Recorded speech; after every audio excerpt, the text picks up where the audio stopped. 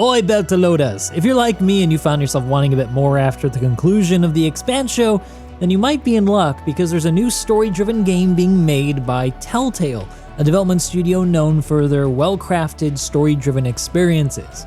I recently had a chance to play through the first chapter on stream over on Twitch. You can follow me, by the way, link in the description, courtesy of Telltale Games. And I've got some stuff to say.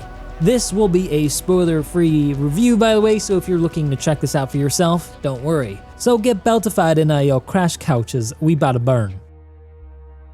The story is set before the events of the Expanse show, Season 1, and the books, and is an original new story where you get to assume the role of Kamina Drummer, the badass, enigmatic Belta portrayed by the talented Kara G, who reprises her role for the game. While the story might be new, Telltale made sure to involve the talented two authors behind the pen name James S.A. Corey, the minds behind the Expanse books and TV show, to ensure that the narrative, characters, and world stayed true to their vision. This also had the rather cool result of making the story canon for the characters involved, so if you wanted to get more out of the Expanse universe, this is one way to do it. The game is delivered in short, episodic chapters, each lasting about an hour, with one being released at the time of the making of this video. The following 4 episodes are planned to be released bi-weekly from here on out. And as I'm sure you're wondering, thankfully you won't have to purchase each episode separately. A one-time payment grants you access to the entire series, with the option to purchase a deluxe edition that grants access to some future DLC content. There's no info yet on what those might be, but I'm definitely going to get myself into it. As far as gaming goes, it's a pretty atypical format that I don't often see in the industry, but I think it might benefit the game by prolonging the typically short coverage cycle of a single-player game. As someone who often is pretty busy, I also can't sit down for a full day like I used to for playing a game, so I personally see this as a sort of benefit because now nobody can ruin the ending for me. As with most Telltale games, the gameplay style leans towards a more linear experience told with stylized graphics that can be divisive for some. It's heavily story-driven, with RPG-style choices that impact the episodes with an overarching narrative. However, despite the more on-rail approach, there are still some really fantastic set pieces that left me wanting more.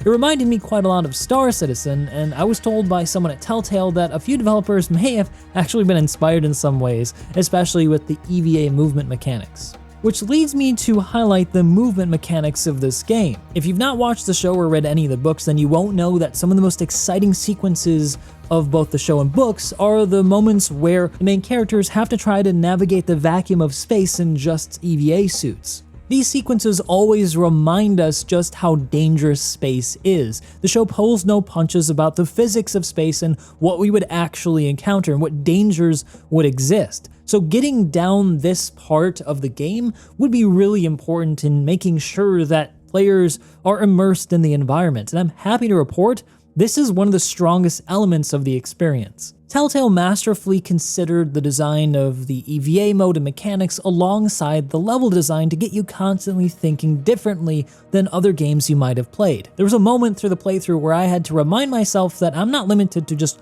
walking on floor plating.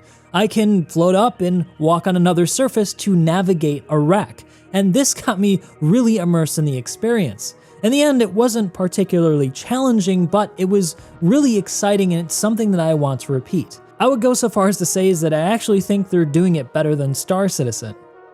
Returning to the story though, as I revealed early on, the story was written with the blessing and input of the talented authors behind the original Expanse books and TV show. However, I don't want this to overshadow that much of the writing was actually done by the talented narrative team over at Telltale. They managed to masterfully capture the style of interaction and dialogue I loved from the show and books, complete with the fantastic Belter Creole that's made its way into the internet's lexicon.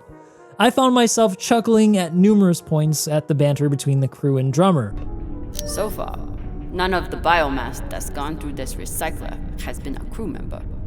I consider that a win. And as expected, the story also doesn't shy away from some of the darker elements that make the Expanse universe so compelling. The foes are characteristically unyielding, and the vacuum of space remains a constant and unforgiving adversary. For that reason, fair warning to those of you who are unfamiliar with the Expanse universe, you probably don't want to let your kids play this game by themselves. It's pretty graphic in some places. But as good as the writing and movement are in the game, there are some problems. One of the biggest ones I found was the fact that they don't really get too much into the context of the Expanse universe. It falls a bit short on providing some very essential lore to allow new players to really understand what was going on. While Telltale weren't really being deceptive in saying that the story stands on its own, in my view, the series' charm comes from the world's near-future realism and brutal adherence to the laws of physics. With some minor tweaks, of course, we don't have Epstein drives just yet. This may leave some of you guys who are new to the universe a bit confused as to the strange vocabulary that they're using, or why there's animosity between them and those they refer to as inners, and what inners even are, and what the laws of this future even are. Much of what I think those interested in the genre are going to be used to getting into this are things like artificial gravity plating, plasma shielding, and energy-based weapons. A simple sequence like that found in the introduction of the TV show would have helped a bit for the uninitiated to get across the socio-political situation that defines the lives of the people of Seoul, and even a sequence showing how ships navigate and deal in combat might have helped new people understand how dangerous this future is. And sure, exposition is taboo in the world of good storytelling, but I think the Expanse universe is a bit too complex to just throw somebody into it and expect them to figure it out. So then, to truly appreciate the game, in my view, you'd be better off first watching a season of the show or reading a few of the books. This way, at least you'll get a basic understanding of how things work in this universe and who Drummer even is. And one other minor gripe was in the portrayal of ship interiors, which in the game are much larger than what we see depicted in the show or described in the books.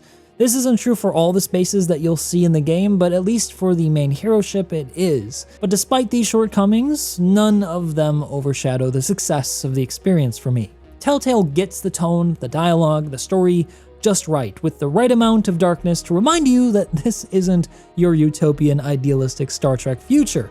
This is something else. It's a gritty, realistic look at humanity in a matured spacefaring age, with all of our vices, shortcomings, and triumphs that we're capable of. I give Telltale's The Expanse adventure a solid recommend then. It can be found on the Epic Game Store for $40 US or $50 for the deluxe edition, which includes those DLCs. It's available on PC, Xbox, and PlayStation, and big thanks again for Telltale sending me a copy. If you guys want to see more, you know what to do. See you in the black.